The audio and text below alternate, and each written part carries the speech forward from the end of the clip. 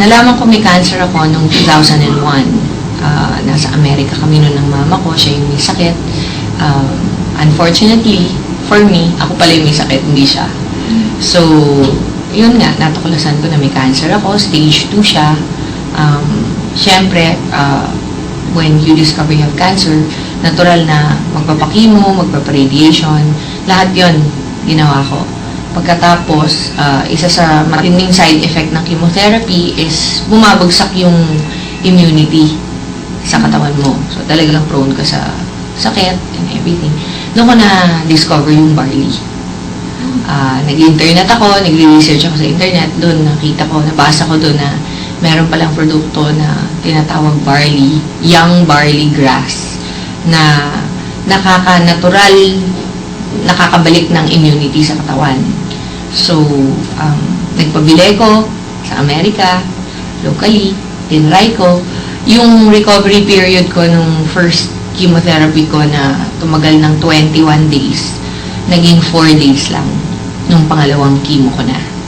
So, sa sobrang believe ko sa product, yun, nag-research hanggang sa everyday ko na siya tinik.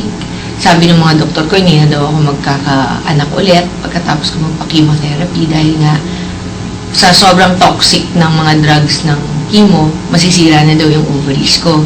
Hindi na ako magkakaanak ulit.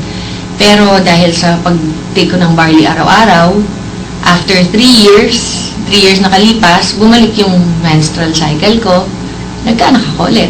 So, parang lahat ng sinabi ng mga doktor ko na imposible na mangyari, nabaliktad ng barley, naayos yung sistema ko, nagkaanak ako ulit.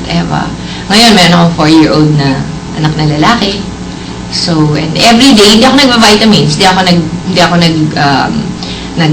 ang tawag doon yung maintenance meds, wala akong tinitake na gano'n. Tinitake ko lang talaga barley, araw-araw.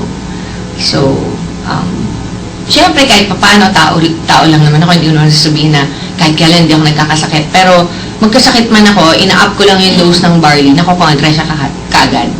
Pag masama ang pakiramdam ko, dadoblehin ko yung tinitake ko ng barley dose, kinabukasan okay na ako kaagad.